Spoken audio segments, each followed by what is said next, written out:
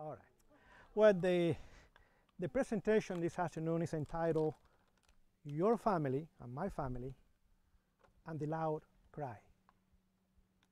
Could there be a relationship there between our families and the finishing of the work? What do you think? I hope that I proved that it's very important what is happening right now in our homes. Because what is happening now is going to determine what is going to happen then. And then, if we are ready and able, by the grace of God, to finish the work. I want to read to you a statement from this little book, Adventist Home. I hope you have it. And if you don't have it, I recommend it to you. Buy it, read it, and then follow the principles in it. Amen? All right. This book only has one purpose. The title tells you. Adventist Home is to prepare homes for the Advent. One purpose. It's a wonderful book. It's a statement there that I want to share with you this afternoon. Listen, this is what it says. When God, who? God pronounced all things very good. When was that? Creation. Then marriage and the Sabbath had their origin.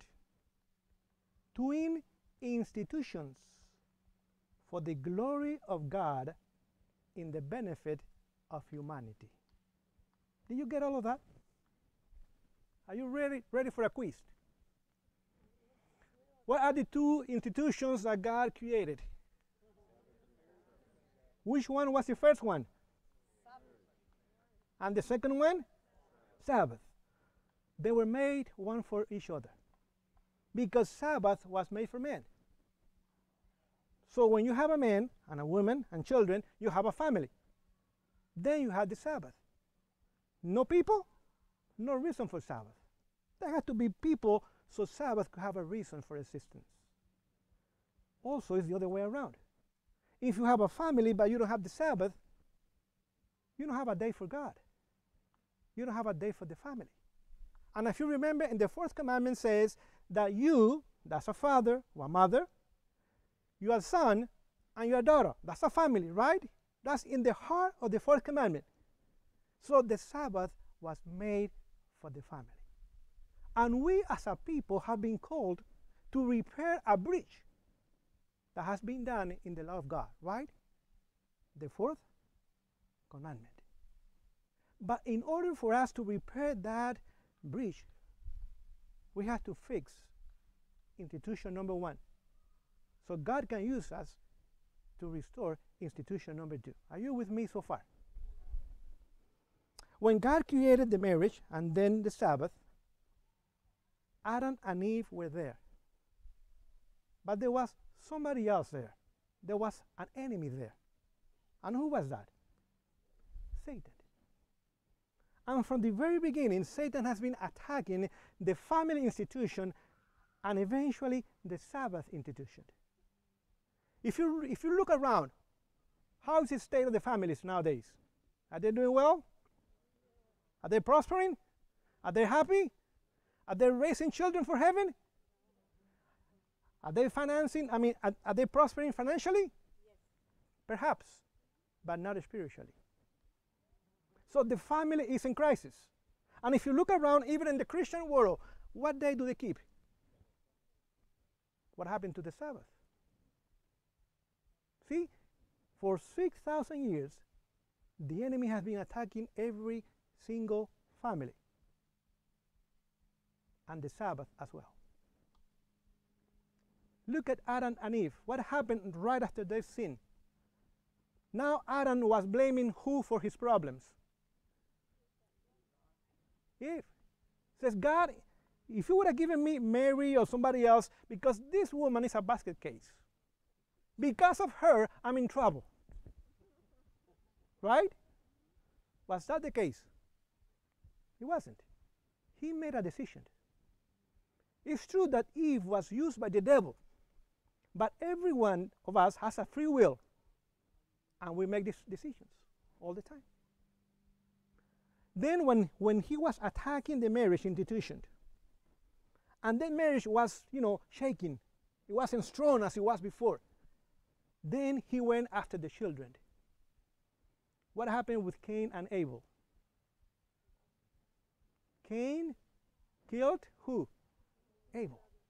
So the enemy attacked the family, the marriage, number one, and then they go after the children, number two. Because the wall, because you father and you mothers, the wall is you and I. And that wall has to be up. So the enemy has no way to get into our homes. But when the marriage institution is shaking and is breaking apart and is falling apart, the devil knows that eventually that wall is not going to be as high as it used to be. It's going to come down and down and down to the point where the children will be easy prey. And then he's going to try to destroy them. Look with Abraham, faithful man, the father of the faithful. 2 wives. Is that a good idea? I mean, one is enough, right? Imagine 2. And they were rivals. Then children with each wife. And the brothers were not getting along either. A faithful man. However, his home was in crisis, falling apart. Isaac, another faithful man. And Rebekah, another faithful woman. Jacob has Esau as his favorite son. And Rachel, Jacob. Is that a good idea to have favorites at home, fathers and mothers? Oh, no. God told them from birth, the birthright is going to be for Jacob. However, when Isaac was almost ready to die, 160 years later, instead of following what God had said, that the birthright was going to be for Jacob, he told his oldest son, Esau, go out, get something to eat, bring it back, and I'm going to bless you. Disobeying God. And then the mother overheard. Mothers have a ear, if you know what I mean. And said, Jacob, come, get ready, because your father is ready to bless your brother. And the blessing is for you, it's not for him. Now they work together to deceive the husband and the father. And they did. What happened? Happy home? A messy home. Jacob fled for his life, never to see his mother again. Let's go down the road. Jacob. 4 wives, not 1 or 2. 4 wives. They were not getting along either. The children, they were siblings, but they were fighting.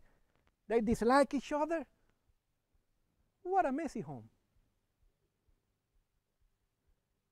Imagine that his oldest son committed incest with one of his father's wives at home. At home. His second son, Simeon, and then Levi, the third one, deceived every man in the city of Sagle. And 3 days later, wiped them out. Murderers. The only wife he loved was Rachel. And he was professing to be a Christian, but she wasn't. She worshipped idols. And the idols that she worshipped, they were taken from her father. At home. At home. A godly family, right? Ready for the loud cry. Are you with me so far, friends?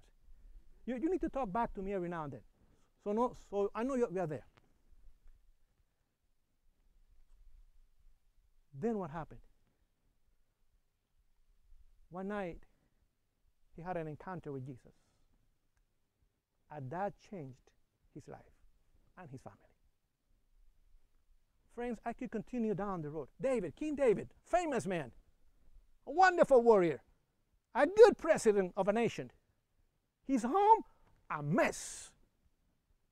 20 wives, bunch of children.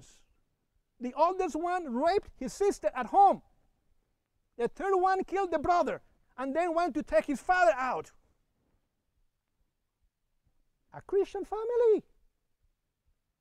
A Christian family in crisis.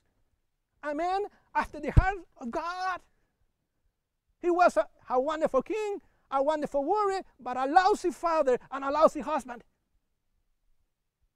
And he knew it. He knew it. How about Solomon? The wisest man ever. 1,000 women. Ooh.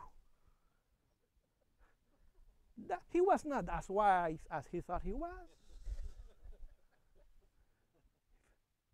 Bunch of kids.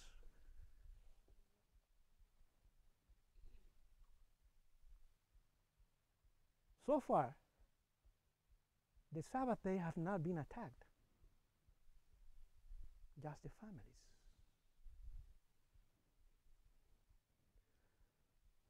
But let's see the other side of the coin. There's another side to the coin. God created families for His glory in benefit of humanity. That's profound, friends. Remember Noah? One family. One family. And I'm going to repeat it myself, because I want you to think.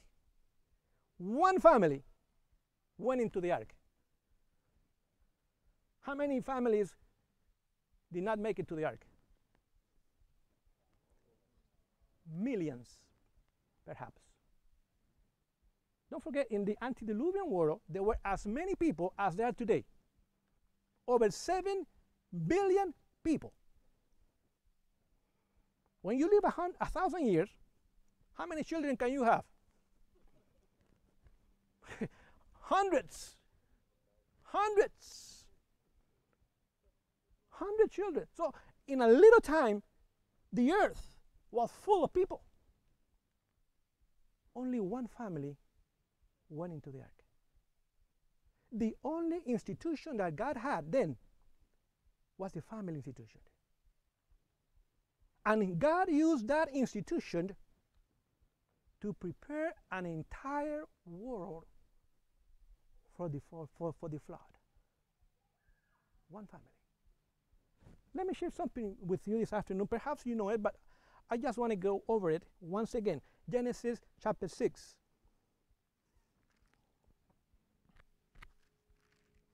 17. Genesis 6:17. This is what it says.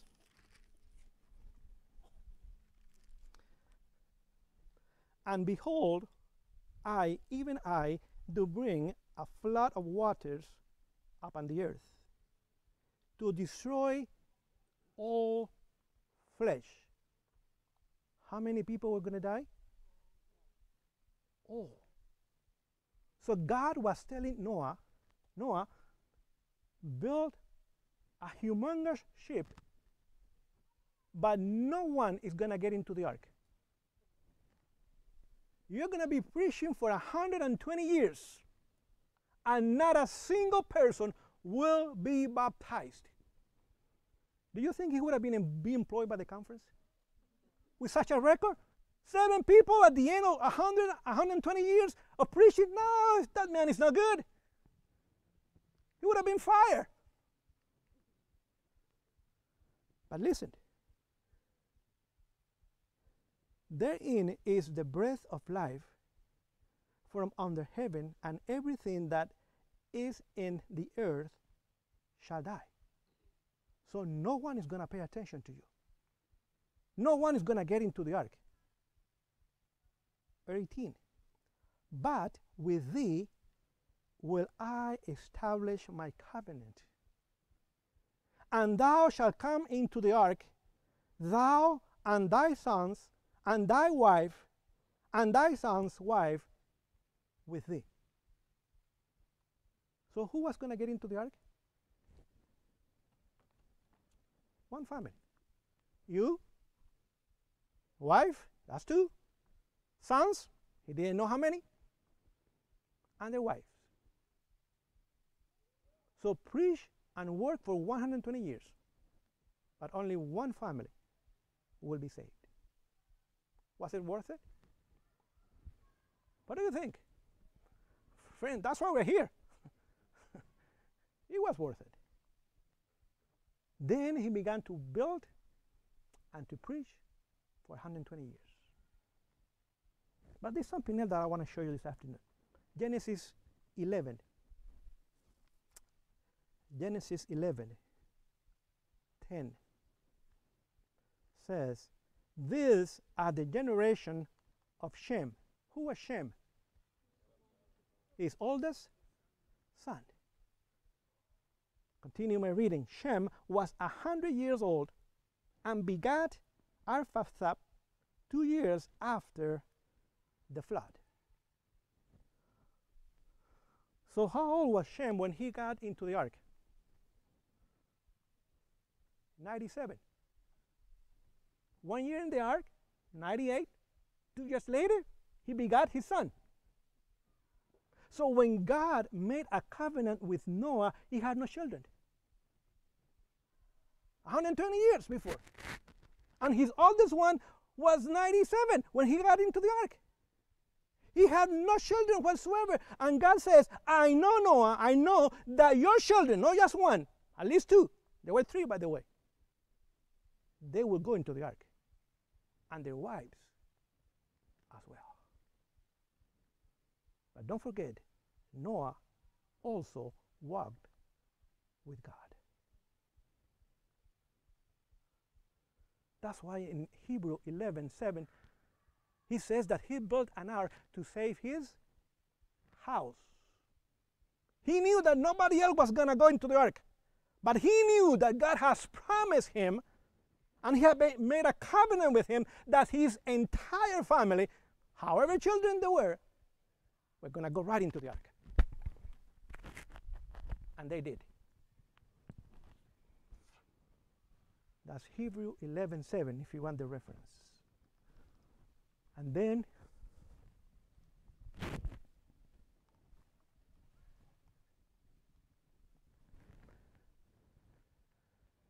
Hebrew 11:7 says that God condemned the entire world by the testimony of one family.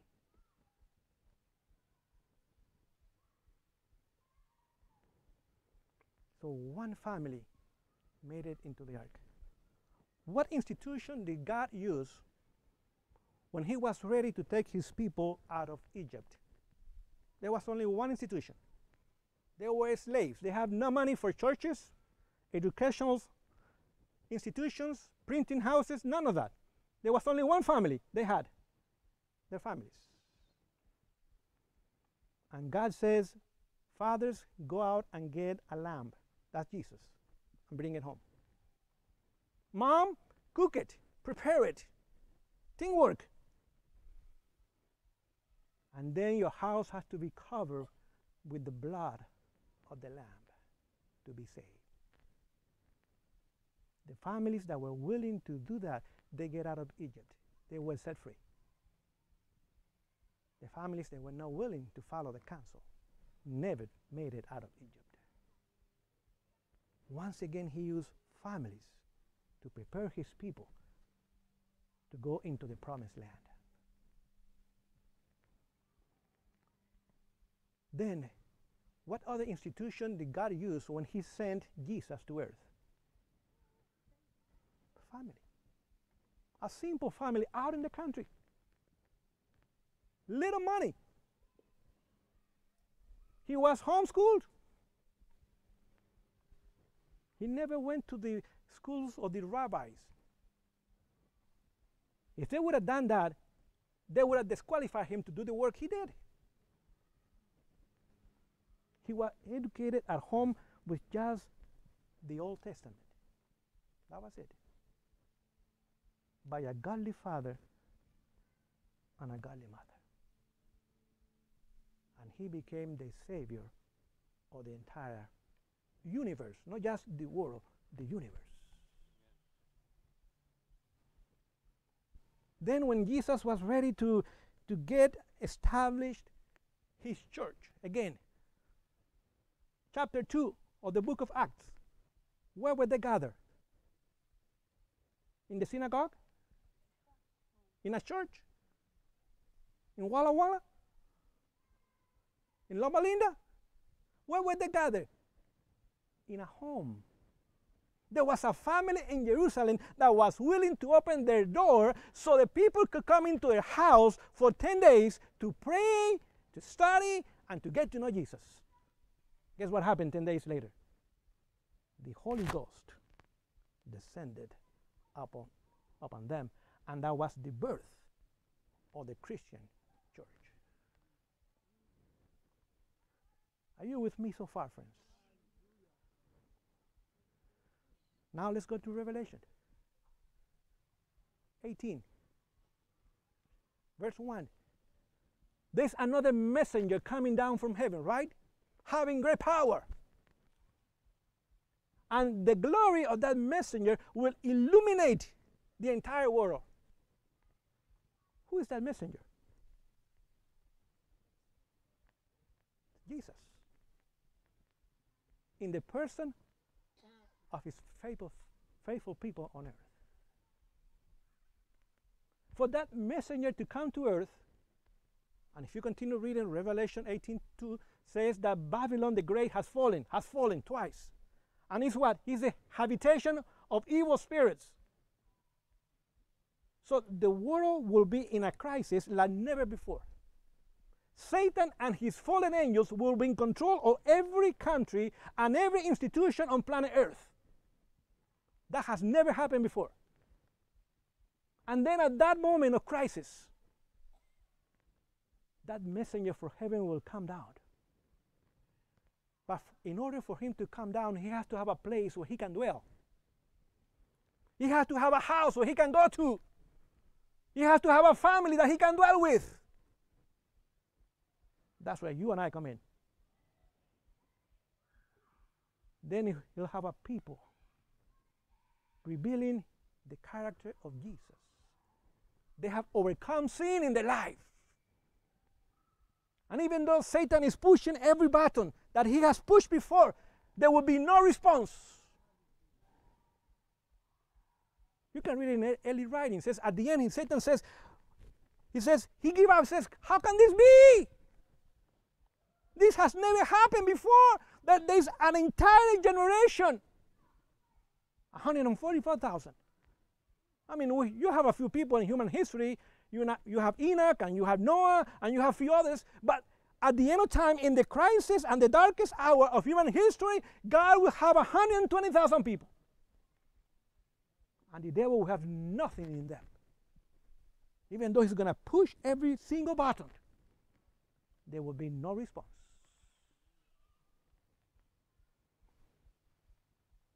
Who are those? Those were the people that went through the National Sunday Law. That's our final test, friends. And it's coming. When? No idea. But it's going to happen.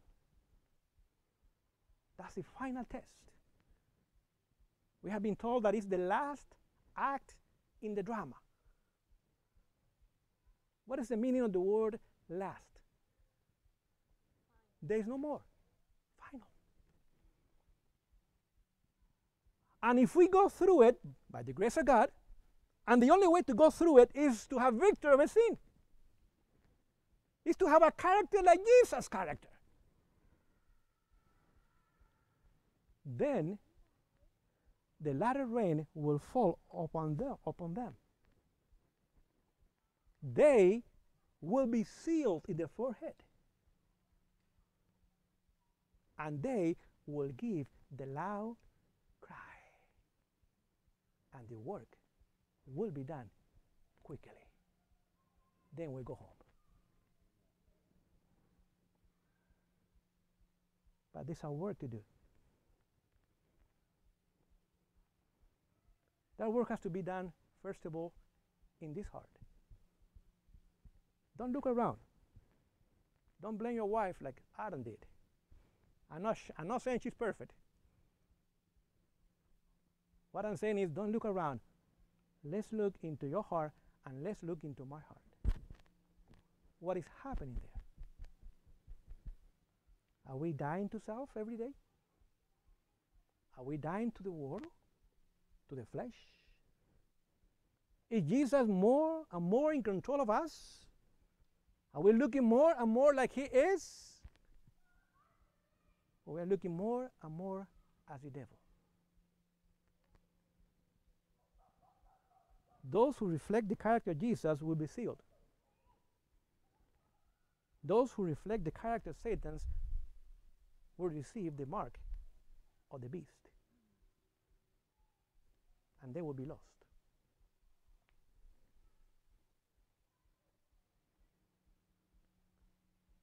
So we have time yet to prepare. That's the good news.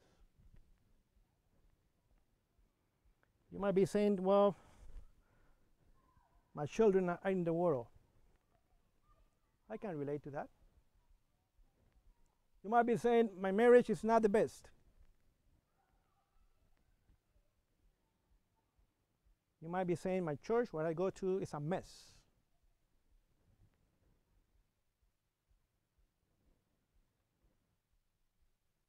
You might be saying, America will not be great again. And it will not be. But by the grace of God, I will be great. And God has promised to fight our fights and to save our children. Do you believe that? Are you praying for that? Are you living up to the light that God has given us so he can fulfill his promises in us?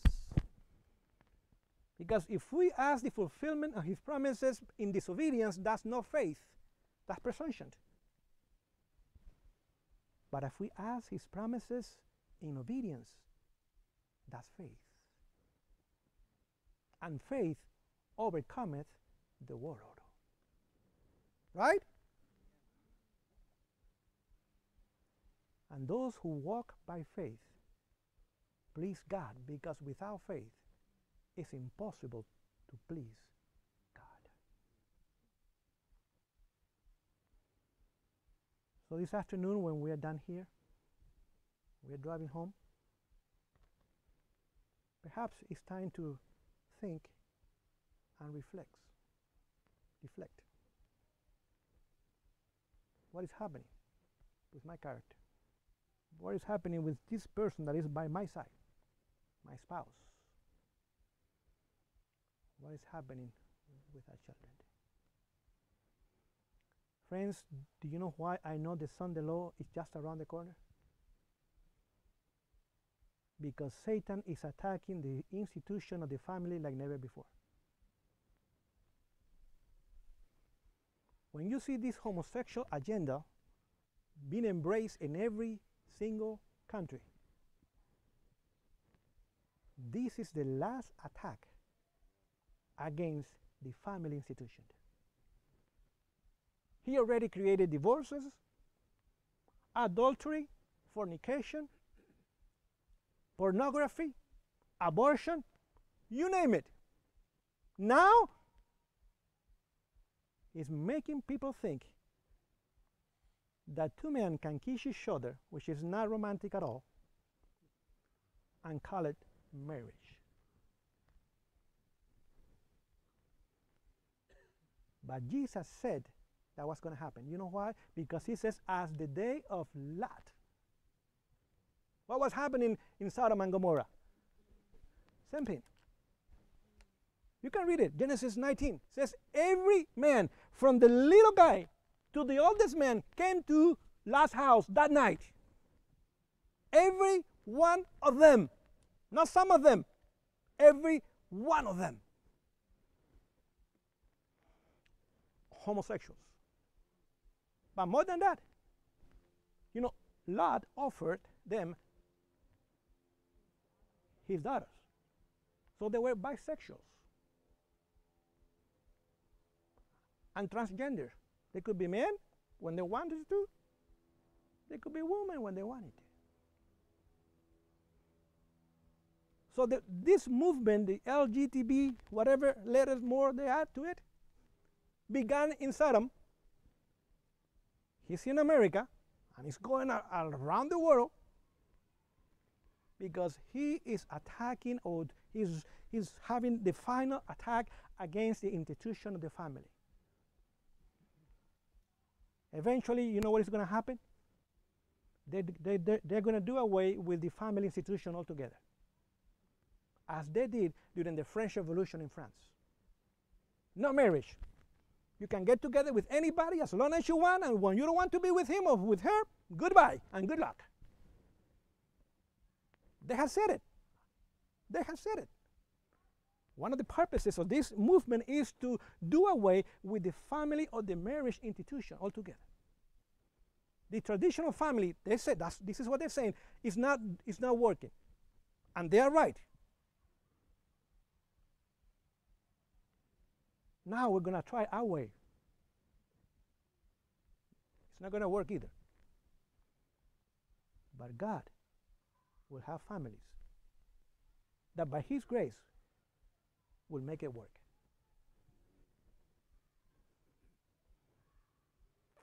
So when He's done attacking the family institution, right away He's going to attack the second institution, the Sabbath.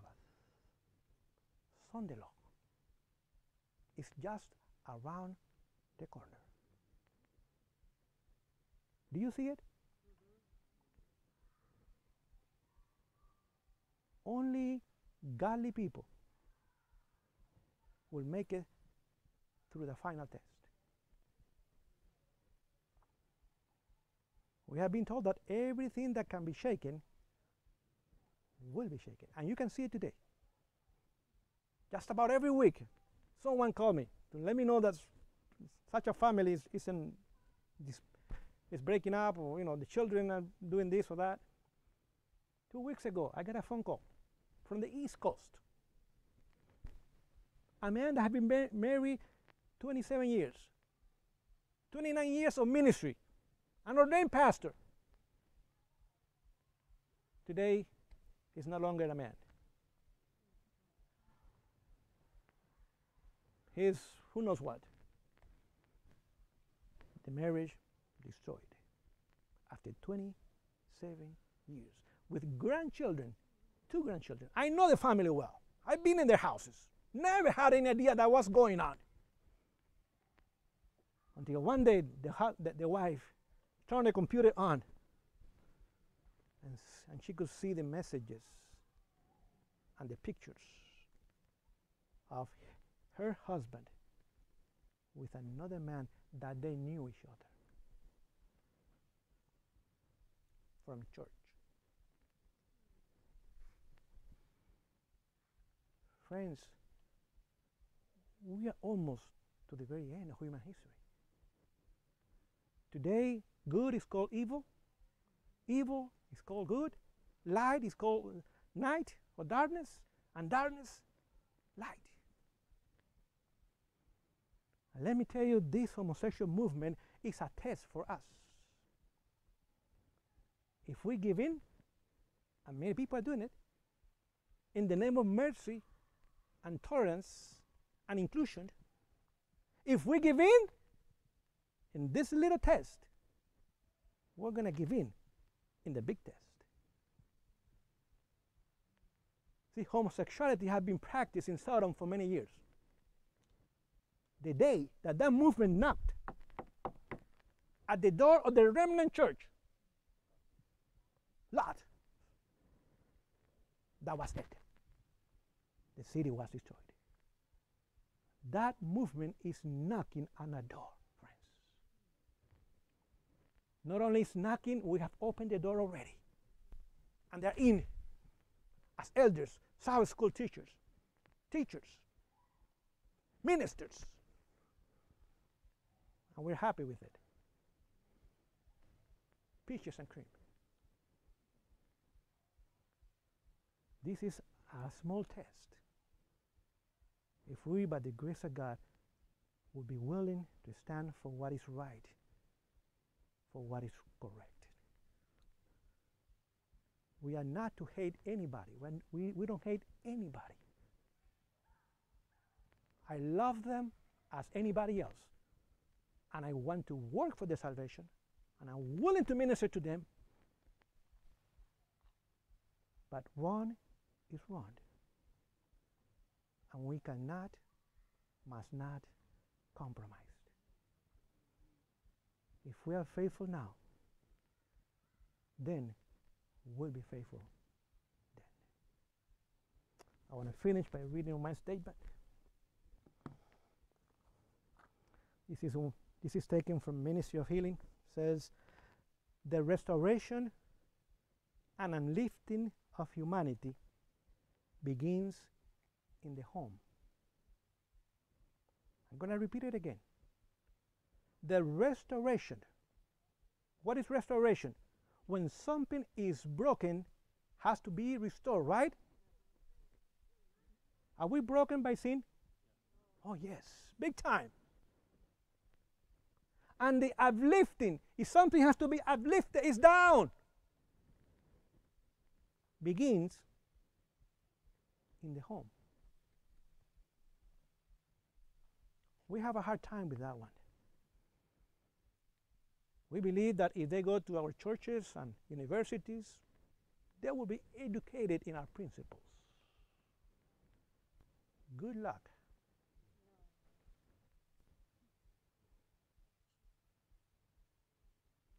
When Jesus came to earth, God became man. 33 and a half years here, right? How long did he spend in his home? 30 years. You get that? I don't think so. I don't think so. You get it here, but not here. Not a single sermon. Not a miracle. No miracle for 30 years. The best physician ever. The best minister ever. The best evangelist ever. Not a crusade. He was not giving Bible studies. He was not giving books to anybody. He was not knocking at doors for 30 years. But he was at home. A son and a brother. You can read the chapter, Desire of Ages, the childhood of Jesus.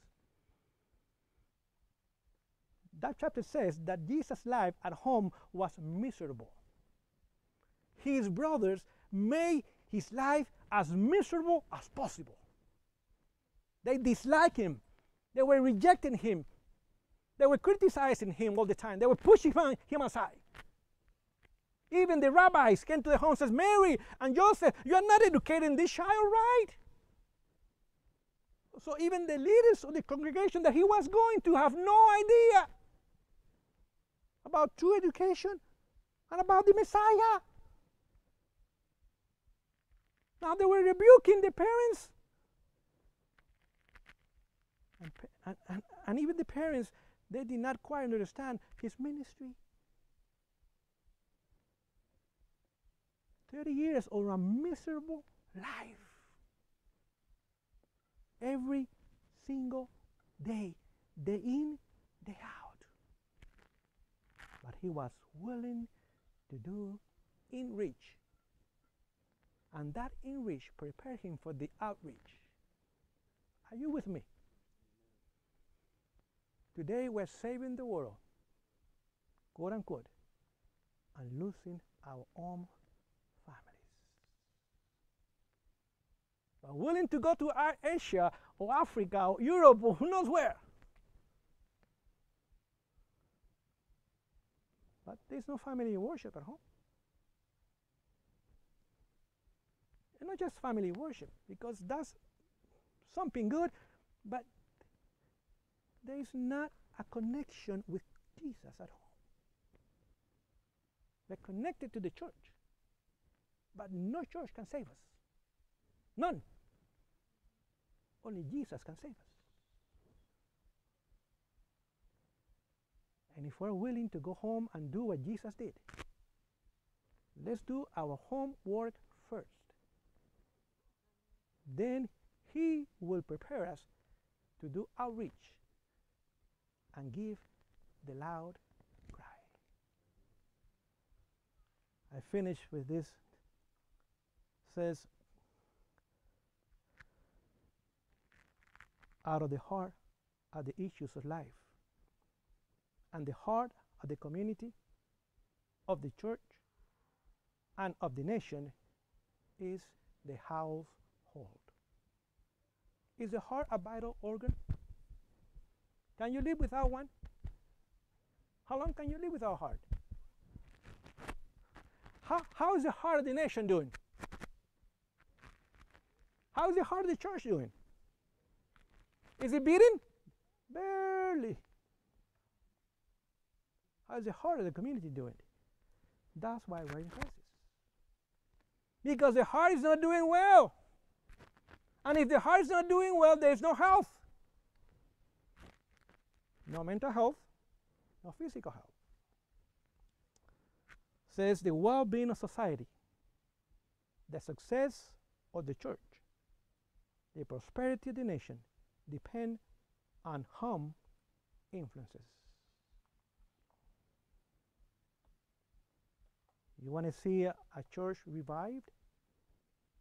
Revive their homes. Friends, revival will not happen in churches. It has never happened. Revival will happen in every heart that is willing to open to the presence of Jesus forever. And that's at home. You want to see America great again? Revive their families. It's not going to happen. It's not going to happen. You want to see the society doing well? Once again, you need to revive the family. Right now, families are in ICU. You know what I mean by ICU? They're just one thread of hanging by one thread. And let me tell you, it's something we have in common with the liberals in a church. As a conservative, is the mess we have at home. I'm being honest with you. It's something we have in common with them, or they have in common with us. It's a messy home we have.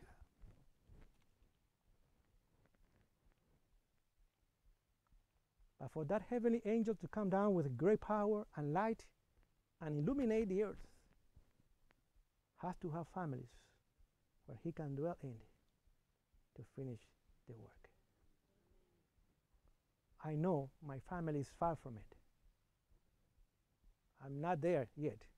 I have not arrived, if you know what I mean. But by the grace of God, we're moving that way. And even though it's a long way, God will finish the good work that He has begun. If we allow Him to do the work in us. May God bless us. Hope that you have a wonderful year ahead of you, because only we meet once a year. And next year when we come back, by the grace of God, we can tell others the victories that Jesus has given us, and that we are preparing to finish the work in a short time. May God be with you, and you have a blessed Sabbath afternoon. Oh, prayer? Okay. Let's bow our head for prayer. Oh, Father in heaven, thank you again for being such a wonderful Father. 6,000 years ago, when we fell into sin right away in Jesus, there was someone that was willing to take our place to give us a second chance. And thank you, Jesus, for coming down and to die for us. The cross of Jesus has given us a second chance, and we don't want to blow it this time. by your grace, we want to be victorious. Father, we acknowledge that we are coming to the very end of human history. We know that our days are numbered. Oh, Father, we can see the signs of the time, and that tells us that God already is preparing a people. The question is it I? He's already preparing people here and there. We don't know who they are. We don't even know where they are. But as the movement are moving forward, it's a sign that He's already preparing the people that He will be sealing in a short time, and then using them to finish the work.